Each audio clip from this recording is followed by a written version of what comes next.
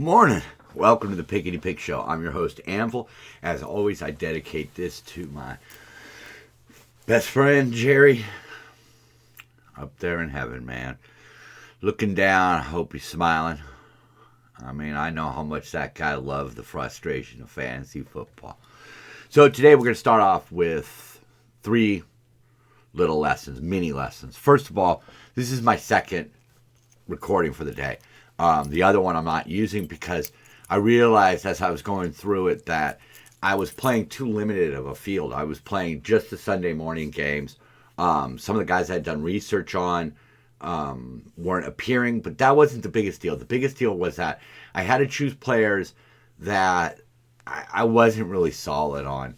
A good example would be Kamara, running back for the Saints. I didn't really like the matchup. But he was, he's a good player. But they're missing their quarterback. They're playing at altitude. They're playing on the road. I didn't really like it, and I was like looking for other players, and I'm like, why am I doing this? Don't just simply play a game because it's available. One thing I always try to keep in the back of my mind is something that I learned a long time ago about horse racing. That professional gamblers, people who make a living doing it, it's often boring. They don't necessarily watch the races that they bet. They don't bet every race. They don't play every sport. They don't play every game. They don't simply put in a bet because they're planning on watching a game. I'm a New England fan. As you can see, I got my ugly sweater hat on. It's Christmas time. But I'm not playing a lot of Patriots right now. So I'm not going to bet on the Patriots. It's very hard to say that they're as crappy as they are right now, because they're a very unpredictable team. They could rise to the occasion. So, don't just simply play it because it's there. That's what I already did, and I didn't like that ticket, so we're starting over. Second lesson is the ad drops list.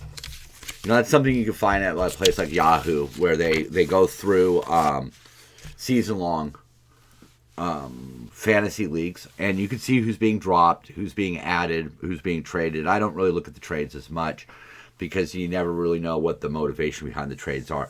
But one thing that jumped out at me, gave me a little bit of information, was Brian Hill is being picked up number 1. He's the number 1 pickup right now. 20,000 ads. At one point, I had seen 129,000 ads, but I don't see that anymore. But the second place guy, I don't remember his name, he had 9,000. I looked down the list a little bit further, and I saw David Carr was being added, 3,900 ads in this week alone. A lot of times it's based on injuries. Brian Hill's coming in because of Gurley. Sam J. Perrin is being added, again, because of injury. But Carr's not an injury ad. At one point, he was the 3rd most added guy early on. So a lot of people rushed to get him because he's got a good matchup. And that brings me to the other point. Matchups, fantasy points against. A wonderful thing you can look at. You're looking for a defense, for example, and you can look up the top teams that give up fantasy points in the different categories. So for defense, number 5 is the Giants, giving up 8 points on average. The Bungles, 8.5. The Eagles are giving up 9.3. Denver's giving up 10. But the winner is the Jets, of course, the worst team, 10.2 points. So, those are 5 teams that you could look at to play a defense against.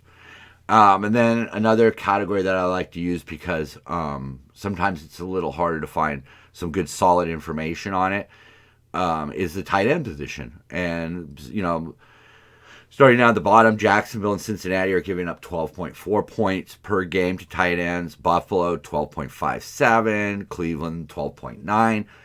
But Atlanta is almost giving up a full point higher at 13.89. So I'm thinking, wow, Carr's on the ad list. Carr's got a great matchup against Atlanta. Raiders have been putting up points. Atlanta's been giving up points. Wow, wait a minute. What about a Carr, Waller, twofer? I like that. Double up on it. It's not always, not always the smart thing to do because, if the team doesn't perform, then You sink 2 positions or 3 positions, however many. Mahomes has got a tough matchup this week. Murray, he's playing New England. He's probably going to end up shredding them, but can I guarantee that? No. Russell Wilson and Aaron Rodgers, they've got some tough matchups. So I'm already thinking, okay, the top guys, they've got a few little question marks. I've got Herbert Haber going in my season long. I'm kind of superstitious that way. I'm not a really superstitious guy, but there's certain little patterns that do kind of trigger me. But I can already see if I take Carr, I'm going to save some money. So Carr is going to be our quarterback. That's kind of a given. I'm going to come down here to tight end, and I like Waller. He's going to be expensive, and he is. Do I think he's going to do better than, the people below him? I certainly do. They've got, some of them have similar matchups, Hunter Henry, but, I haven't been paying too much attention to Hunter Henry. I'm not hearing him a lot, so I'm, a little bit skeptical of that. But I really like the Waller matchup. I mean, Atlanta gives up the most points, and it's reflected right there, 32nd. They're the worst. We're going to put him in. We already talked about our defense a little bit, and I happen to know, who gives up the most points on defense to the defense? The Jets. And boom, there they are, Miami. Whew. Okay. Kind of an obvious pick for me. Not going to save much money going down. I'm in my season long, I've gotten so desperate, I'm using the Giants right now against Cincinnati. I've had a tough season. I was second pick, and I took McCaffrey. And we all know McCaffrey's played 3 games, and he's averaged over 20 points. But he's been injured, man. And I'm in a situation where I have a lot of Ravens, and I have Connor from Pittsburgh. I'm waiting on that Tuesday game. Last night I had to pick up Boston Scott from Philadelphia, just in case at the last minute Connor and the Pittsburgh Steelers find out that Baltimore's going to have to forfeit, or that the game's going to be pushed and it's not going to count. I may have to put in Scott for Connor. That's what I love about season long, though, man, is those kind of questions. So there you go. We're going to add Miami right there. Now we're going to go up to the running backs. I was stuck with Kamara being one of the best choices. I'm just not 100% sure about Cook this week. I feel like we keep riding the Cook train. Maybe that's a good thing. I don't know. But I do know that taking Cook is going to really damage my budget. Kamara already talked about. Chubb, I'm just not sure how much involvement he's going to have coming back. He's also got Hunt taking it. I think Baker Mayfield was a decent pick at quarterback, considering Jacksonville has given up 21 air touchdowns. But I'm going to go with Carr either way. Atlanta is second to last in pass yards and pass TDs. So, but that being said, I think Mayfield's going to have a great day through the air. He hasn't been doing well lately. I think this is a game where he flips it around. So I don't really think Chubb's that great of an option. I'm really high on Sanders. He's one of the guys that I was disappointed I couldn't put in. So we're going to start him at running back, and then we're going to come back at the end and see what we can afford up here if we want to go with an Aaron Jones or a Dalvin Cook. If we can afford Dalvin Cook, that would be great. Now, we know already that Brian Hill from Atlanta is coming in, replacing the injured Todd Gurley. Wow, Todd Gurley's injured. Huh, who would have known? And he's $5,100, $5,100. So I like him as a real cheap option. And speaking of some cheap options, I was really already all over Tyreek Hill. So we're going to put him in because I do have some strategies for saving some money right there. Another guy we talked about it, Jacksonville gives up a lot. We think Baker's going to have a real good day. And one of the players that made my list because of his cost and because of his effectiveness and his point scoring ability, blah, blah, blah, blah, blah, Jarvis Landry. I think he deserves to be in there. He's going to have a big game. Jacksonville was not very good against the pass at all.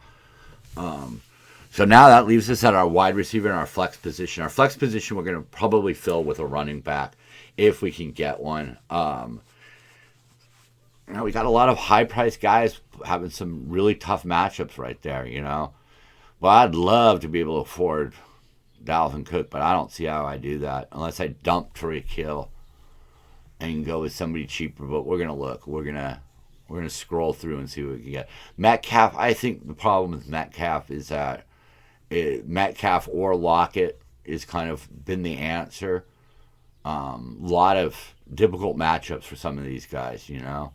I mean, Aaron Jones, Keenan Allen, Derrick Henry. Look at those defenses that they're going up against.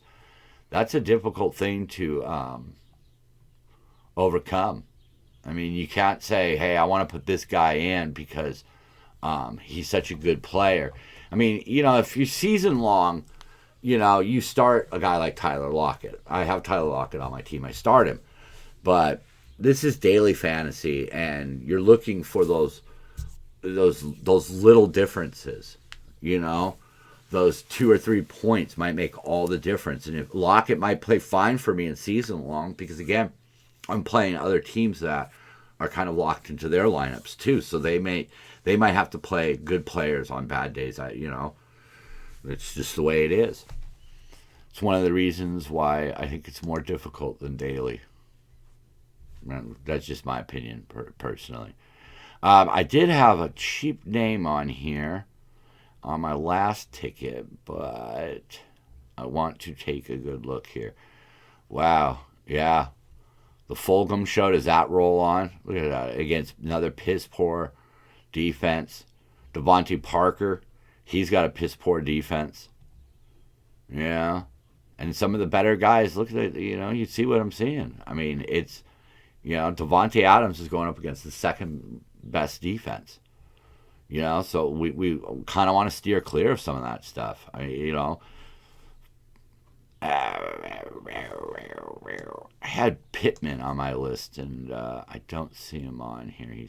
Curtis Samuel, that was another one that I was really looking at. Because they use him sometimes as a running back.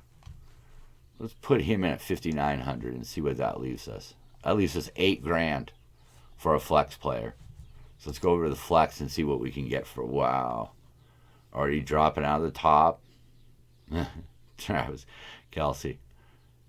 See, Jacobs, but again, that's a little too much to the Raider well. Sanders we already have in. Let's see here.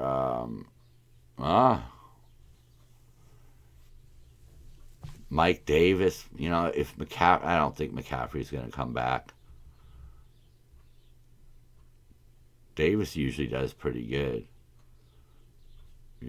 Jacksonville, I think they're going to have to go through the air a lot. I don't know if the running back's going to be all that involved. That is a bit of that would be a bit of my fear right there. Well, we could reach out for a guy like Lockett, but 12th right there. Let's see. We're getting into the Reds there. Diggs, Thomas. It's just the matchups just aren't there. And that's really what your boy looks for. He really likes good matchups. I hate putting in, spending the money on good players. Fulgham right there against Seattle. Wow, I just, that one just jumps out at me, but so does Parker. Let me see something here. Let's put in Parker for Hill. Let's get rid of Hill. Let's add Parker. No, take him off. Select wide receiver. Go up here. Boom, boom, boom, boom. Whoops. I can't type. There we go. Parker. Let's put Parker in as our wide receiver. And what does that leave us with? $10,000. Wow. Can we start? We can't start these guys, huh? We could still afford Tariq Hill, but then we're going short on running back. Not convinced on Chubb. Derrick Henry's just got facing a monster defense. But I do use Aaron Jones somewhere else. I do like him. That is a tough matchup, but they're going to have to defend the pass. They're going to have to defend the pass. And that might not allow them to live up to their 10th ranking in running back. Yeah. I'm liking it. And there's the Kamara question again. I had that earlier. You know, there's no way without sacrificing way too much to get to Dalvin Cook. Sometimes that happens. Do we want to run Tyreek Hill regardless? Run the 4 running backs. 4 wide receivers. Chubb, again, I just can't trust that. Decisions.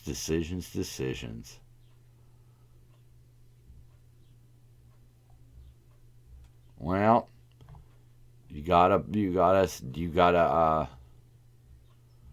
make a pick at some time. You know,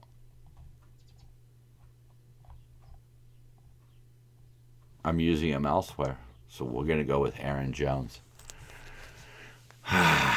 Yeah. No, we're not. We're not. I just feel like as soon as I pulled the trigger, I'm like, nah, you gotta leave Tyreek Hill in. It's just there you go. We're entering it. It's done. We made the hard decisions. And let's look at our upcoming tickets. There you go. So there's our team. Miles Sanders looks goofy. There we go. I'm liking that. It's a very interesting line. You know, it's really weird. I just noticed this. I didn't even mean to do this, but I started the season with a couple of these players and how to get rid of them. Yeah. I didn't think Landry got off to a really slow start. And then Miami, wow. I think he got injured.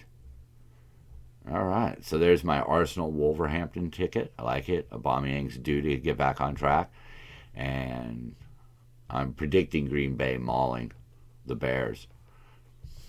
That's just my opinion.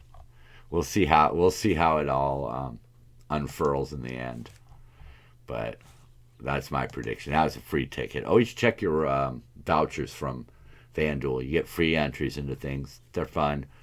You know, you can make a little money here, but at least it's fun. So anyhow, there you go. We got a ticket, you know, Sunday through Monday. And good luck, and I'll see you next week.